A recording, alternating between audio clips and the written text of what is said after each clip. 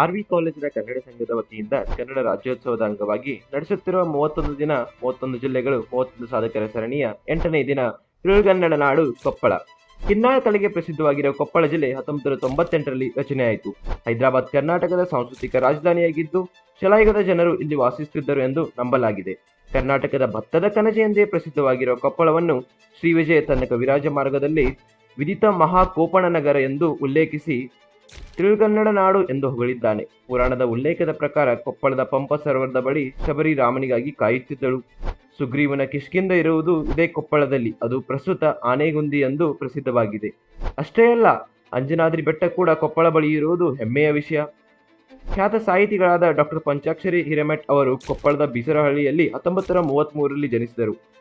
ನಿಜಾಮರ ಆಡಳಿತ ಕಾಲದಲ್ಲಿ ಉರ್ದುವಿನ ಏರಿಕೆ ಕಾರಣ ಉರ್ದು ಶಾಲೆಯಲ್ಲಿ ಇವರು ಓದಿದರೂ ಸಹ ಇವರಿಗಿದ್ದ ಕನ್ನಡಾಭಿಮಾನದ ಕಾರಣ ಚಿಕ್ಕ ವಯಸ್ಸಿನಿಂದಲೇ ಕನ್ನಡ ಬರವಣಿಗೆಯಲ್ಲಿ ತಮ್ಮನ್ನು ತಾವು ತೊಡಗಿಸಿಕೊಂಡಿದ್ದರು.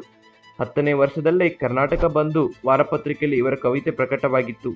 ಕರ್ನಾಟಕ ಏಕೀಕರಣದಲ್ಲಿ ಪ್ರಮುಖ ಪಾತ್ರ ವಹಿಸಿದ ಇವರ ಸಾಧನೆ ಅನೇಕ. ಗುಜ್ಜರ್ ಕಿ ಆವಾಜ್ ಎಂಬ ಉರ್ದು ಸಣ್ಣ ಕಥೆಯನ್ನು ಹೇಮಂತ ಋತುವಿನ ಸ್ವರಗಳು ಎಂದು ಕನ್ನಡಕ್ಕೆ ಅನುವಾದಿಸಿದ್ದಾರೆ. ಈ ಕೃತಿಗೆ ಅವರಿಗೆ ಕೇಂದ್ರ ಸಾಹಿತ್ಯ ಅಕಾಡೆಮಿ ಪ್ರಶಸ್ತಿ ದೊರೆತಿದೆ. ಇನ್ನು ಪ್ರತಿದಿನವೂ ಕರ್ನಾಟಕ ಸಾಧಕರೊಟ್ಟಿಗೆ ನಿಮ್ಮ ಮುಂದೆ ನಾವು ಬರಲಿದ್ದೇವೆ. ನಿಮ್ಮ ಸಹಕಾರ ಮತ್ತು ಬೆಂಬಲ ಹೀಗೆ ಇರಲಿ. ಧನ್ಯವಾದಗಳು.